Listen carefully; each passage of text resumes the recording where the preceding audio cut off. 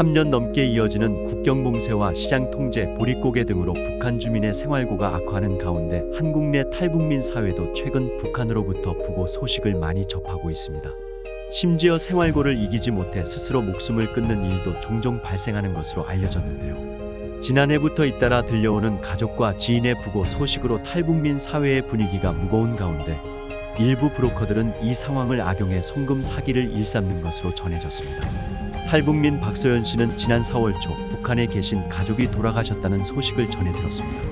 코로나 대유행 이후 북중 국경이 봉쇄되고 장사도 여의치 않아 생활이 어렵다는 집안 사정은 알고 있었지만 단속이 심해 자주 연락하지 못했고 송금도 쉽지 않아 애만 태우던 중 접한 청천벽력과 같은 소식이었습니다. 박 씨는 주변 친구와 지인들의 위로 속에 마음을 추스리고 있지만 부고 소식의 충격은 쉽게 수그러들지 않습니다. 박 씨처럼 최근 북한의 가족과 지인의 부고 소식을 접한 탈북민은 적지 않습니다. 한국 탈북자 동지회의 서재평 회장도 자유아시아 방송에 지난해 북한으로부터 많은 부고 소식을 접했다고 말했습니다. 본인이 연락하던 국경 지역의 브로커도 40대 초반의 젊은 사람이었는데 어느 날 갑자기 사망했다는 소식을 듣기도 했습니다. 부모가 한국에 와서 정착했는데 북한에 있는 자녀들이 죽은 사례가 많아요. 그 자녀들은 40대 정도인데요.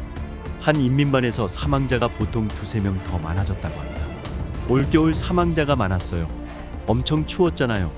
올겨울에 땔감을 준비 못한 사람들이 많아서 겨울 기간에 몸이 추우면 사람이 면역력이 떨어지고 잘 먹지도 못하면 약한 사람들은 취약하잖아요. 오죽하면 추위가 지겹다고 살아있는 것 자체가 고통스럽다고 합니다.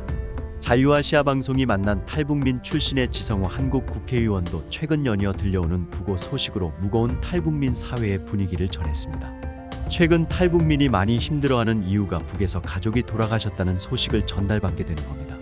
그게 환경상 사망 소식을 바로 아는 게 쉽지 않다 보니까 때로는 6개월, 1년이 지나서 사망 소식을 알게 됐을 때 무너지는 가슴이 그 아픔이 더 큰 것도 사실입니다. 북한에서는 굶주림과 질병으로 사망하는 것뿐 아니라 스스로 목숨을 끊는 일도 나타나는 것으로 알려졌습니다. 일본 언론 매체인 아시아프레스의 이시마루 지로 오사카 사무소 대표는 자유아시아 방송의 생활고를 이기지 못해 스스로 목숨을 끊는 사례도 들려온다고 밝혔습니다. 많지 않지만 여기저기서 보고가 옵니다. 어떻게 살아야 할지 앞이 안 보이는 가정들이 당연히 있을 거 아닙니까? 그래서 가족과 마지막 식사를 하고 쥐약 같은 것을 먹고 자살하는 집들이 있다는 구체적인 사례를 듣고 이에 관한 보고가 옵니다. 오늘 또는 어제 어느 동네에서 어느 가족이 자살했다는 이야기는 여기저기서 들립니다.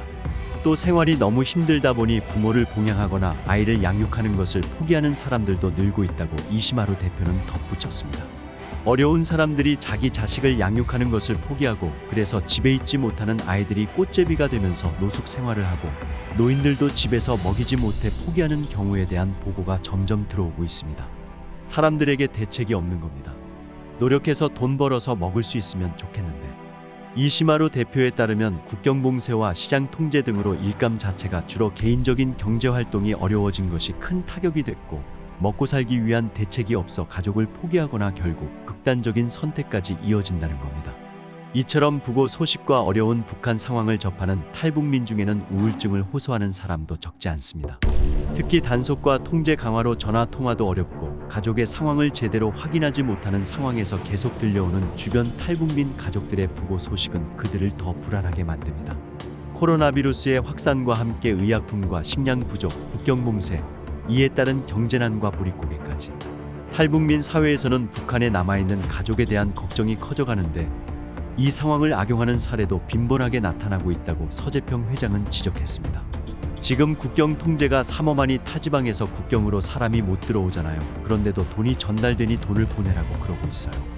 나도 어제 또 전화를 받았어요. 우리 조카 이름 말하면서 돈 보내라고 사람이 오지 못하고 연결을 못하는데 내가 돈을 무한정 계속 보낼 수도 없고 보낸 돈이 제대로 갔는지 안 갔는지 확인도 못하잖아요.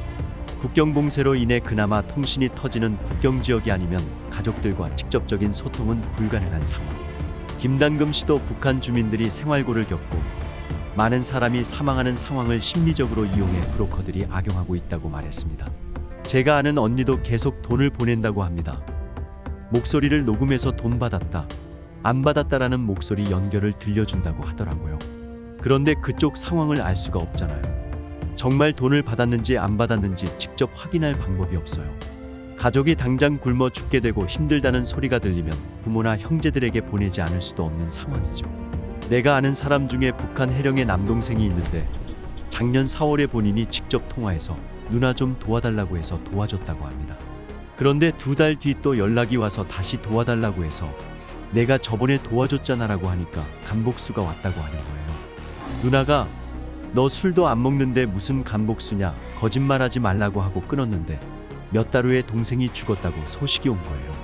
그러니까 이 누나가 통곡하는 거죠. 동생 말이 사실이었는데 브로커들의 송금 사기 피해가 속출하자 탈북자동지회는 홈페이지에 송금 주의 안내를 게재하기까지 했습니다. 안내문에 따르면 최근 북한 가족에게 송금했던 탈북민의 송금 사기 피해가 늘어나고 있다. 송금 브로커들은 최근 코로나 사태로 가족 친척이 국경 지역에 접근이 어려운 점을 이용해 여러 가지 사기 수법을 동원해 마치 돈이 가족에게 전달된 듯이 꾸며 송금인을 유혹하고 있다고 주의를 줬습니다.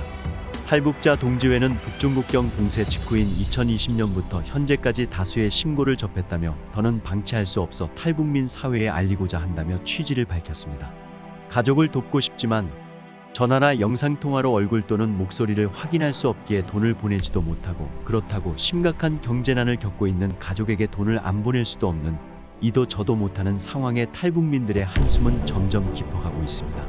지금 돈을 보내기도 그렇고 안 보내기도 참 그렇고, 브로커가 진짜로 연결됐을 수도 있고 아닐 수도 있잖아요.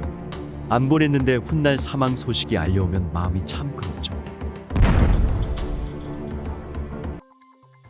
지금까지 정성산TV에서 전해드렸습니다.